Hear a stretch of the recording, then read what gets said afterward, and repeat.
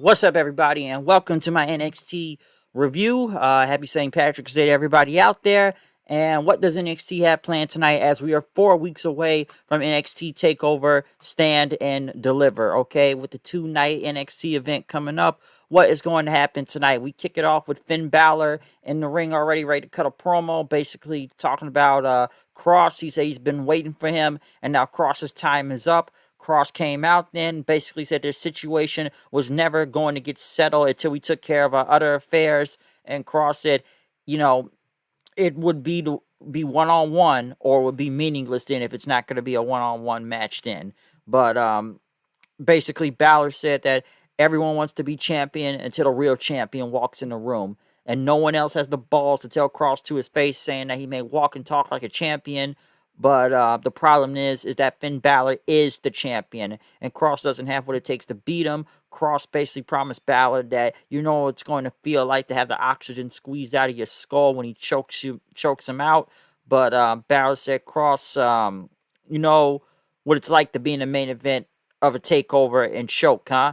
And then basically Scarlett got in and cut a promo, basically saying two champions, both draped in gold, the world in awe. It happens for a reason. Everything happens for a reason. Next thing you know, Lorcan and Burch came out then, basically telling Balor you should be facing Pete Dunne again, and that he could beat either both of you guys in the ring and become an NXT champion. But Scarlett basically said there are moments in time that lead to an inevitable future, and that it's moments like Lorcan and Burch, you should put the tag team titles on the line. Scarlett basically is kind of somewhat seducting them in a way, saying, we know what you can bring to the table and everything, so why don't you put those belts on the line against them later in the night?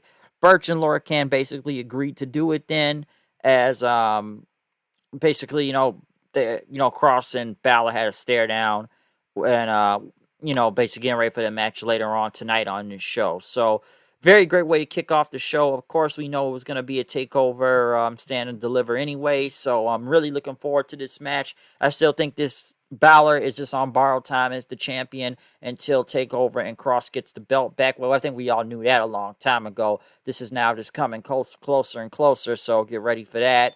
Dexter Lumis was in the ring as he was getting ready for his match with Austin Theory. Austin Theory, I guess, thought Gargano and them were going to be there, but they were there through a tablet saying, like, the last step of therapy is that Theory must face, Lumis on his own. And, some people think a lot of people may not be there this week, given that apparently there was a COVID outbreak at the Performance Center again. So I don't know how true that was, but I've just been hearing it this week. But then again, when isn't there? Well, we haven't had an outbreak in a while, but it's been a lot of outbreaks throughout the performance center since this virus. So it's a it's a lot you could say about that. But next, Dexter Lumis went against Austin Theory. Good match. At one point, Theory almost believed Lumis, think he could trust him again, but Lumis ended up putting him in the Katagame again and beat Austin Theory right there. So I believe that ends this little feud between him and Theory, since Theory he wanted Lumis to trust him. He just couldn't trust him. Well, he trusted Lumis, and it didn't work out well for him. Timothy Thatcher, I guess, interrupted Mackenzie Mitchell. Basically, say he's going to find Imperium and whatnot, Ackner and Bartel and Wolf to find out what's going to happen at the end of the night. Basically, looking for the general and everything. But right after that, Adam Cole was in the ring to cut a promo on Kyle O'Reilly. Say he made the biggest mistake of his life. And I wasn't mad at you last week. I just don't need you anymore. But you cost me the NXT title at this point. Next, Regal came out saying O'Reilly wasn't even cleared to be in the building with his damaged neck last week. But Regal said that O'Reilly is banned. But O'Reilly showed up on the screen then saying, like, he found it hilarious that Cole would be upset about losing the title last week. You tried to end my career, okay? And now I knew you over for 11 years, but now this is different now. You are a threat, and I must take you out at this point. Cole basically told Regal that O'Reilly threatened me, so now I'm going to find him first and take him out tonight, and he's going to end Kyle O'Reilly. The new NXT Women's Champions, Shotzi Blackheart and Ember Moon were in the back, basically talking about their big win, and made history. Next thing you know, the Robert Stone brand wanted a shot at the tag belts next week, so I guess it's going to be a match going on there. Santos Escobar, Legado del Fantasma came out to face Brazango. Legado del Fantasma ended up winning the match, of course. We knew Jordan Devlin was going to be here, the Cruiserweight Champion, which Jordan Devlin came out there with his Cruiserweight title as basically, as he stood in the ring, telling Escobar to get in the ring. Say, this is what a real champion looks like. Not any goons. I didn't have to attack you with last week. I told the entire world that I was coming for you, okay? That I am the real champion and whatnot. You've been going around being basically a fake champion for the past year since you've had that title. Escobar got in the ring on his own. Basically, he said he has redefined the Cruiserweight title and has made history as champion. And that Devlin, this is the US based one, and you can go back to UK and take over what you're going to do, because I'm giving you a challenge now, okay? It's going to be a takeover, stand and deliver, to basically settle things once and for all to see who is the better Cruiserweight champion. Devlin ended up headbutting Escobar, hit him with a big suplex. Legado del Fantasma got in the ring as Devlin got away. So looking forward to that match, though. I really did forget Devlin was the champion last year, and he ended up getting stuck in the UK due to the pandemic. And now he is back with travel restrictions, I guess, somewhat being lifted right now. So, Escobar versus Devlin. Hopefully they can get something good for Escobar, because he really needs to come back after being killed by Kross not that long ago. We got a video package of a new signing, Saray. I think I said it tonight, Saray, who's coming to NXT. I think they got her from Stardom. I don't know much about her. I have to look her up. But Dakota Kai then went against Zoe Stark.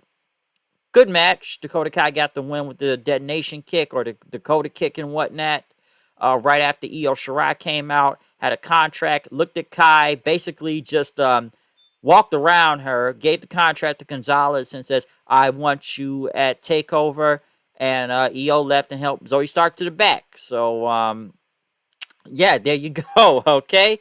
Basically, because I know they talked to Gonzalez later on, about her contract coming up, saying, EO's title ran's expiration date. Dakota Kai basically showed up saying, we got to face EO and Stark next week, but, hey, I can go face her right, at TakeOver, but Dakota Kai said, we got to do this. We got to get some wins back. We lost 2 weeks in a row. We got to prove we're a dominant team and whatnot. So they basically bumped fists and moved on after that.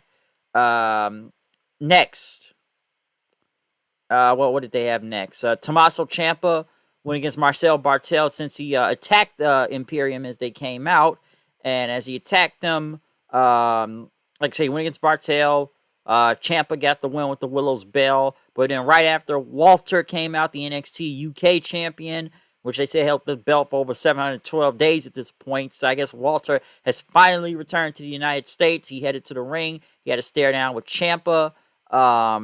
Basically, Imperium attacked him from behind. Walter hit Ciampa with a big chop and then power bombed him in the ring. So, with Walter being back, I could expect at least a match with him and Ciampa at TakeOver, or however Timothy Thatcher is involved in this whole thing now at this point. So, we'll see where this goes. If you remember, at one point, Walter was supposed to be at TakeOver last year, almost around this time, and he was supposed to face Finn Balor for that UK title, I believe, but that never happened due to the pandemic. But Walter is now here, so I guess he's going against Ciampa and them right now. Next, William Regal, who was rushing outside to a police scene, which Kyle O'Reilly was in the back of a car and Cole being arrested, saying, like, he tried to run me off the road. He's up cover for you, O'Reilly. He tried to kill me, okay? He tried to run me off the road. I'm sick of this, which Regal even says these two are going to get settled next week once the charges are dropped. And I guess they're most likely to have a match at TakeOver, so get ready for that. Eli Drake came out. He was kind of promo in the back while Bronson Reed walking into his dressing room. But as he came out, he went against Austin Gray. Bronson Reed came out as distraction, basically ripping his jacket. Gray tried to roll him up, but Austin Theory still ended up getting the win with his finisher, and pissed about his jacket then right after that. So a good debut for Eli Drake in NXT, getting his first win right here. So good on him. Next in the main event, though, we got Danny Burch and Lorcan versus Balor and Kross. Now, there was a weird spot that took Burch out most of the match, where I think Kross went for a suplex, but I think Lorcan got in too early in attack. I hope he didn't land on his head, but Kross ended up suplexing both of them then. And then it was kind of to the point where the ref checked on Burch and he couldn't move, and Balor and Kross just had to stand there as the announce team, just had to make something up, and they went to commercial, and the doctors were checking on Burch, and I guess Lorcan had to do the rest of the match by himself. It ended up with Balor doing a shotgun drop kick onto Lorcan, knocking him into Scarlet and whatnot. And as Balor threw Scarlet back in the not Scarlet threw Lorcan back in the ring, he went to check Scarlet, but Kross got pissed off. Then choked Balor, threw him through his back of the head into the damn barricade several times, threw him in the ring, got uppercutted by Lorcan, and Lorcan retained the tag team titles. Kross then beat up Lorcan, suplexing him all over the place, and then had Balor and choke and whatnot, but Scarlett stopped him and basically lifted him up, then helping him. Balor looked at her and then crossed him in the back of the head with a forearm as they held the NXT title up, leaving Balor on the ground. So like I said, hopefully Burch is okay and whatnot, because that was a very awkward spot, and hopefully, wasn't too bad of an injury, but scary stuff right there. But good main event, though, I should say, basically pushing the Kross and Balor thing, which we see all these feuds when they got to fight the tag team champions all of a sudden, okay? So, yeah. Other than that, though, good episode of NXT. The build to stand and deliver continues. We got the return of Walter tonight. Kross and Balor heating it up. What else? I guess we got debuts coming. Saw the in-ring debut of Eli Drake on this show tonight. Yeah, not a bad show. Not a bad show for NXT. And a return of Jordan Devlin. So as they set up the cruiserweights for take, gonna be a lot of matches to take over since it's a 2-night event. Okay. So other than that, I'm out of here. I'll see you guys later. Comment, subscribe, follow me on Twitter at HoodedKnight890. Peace. I'm out.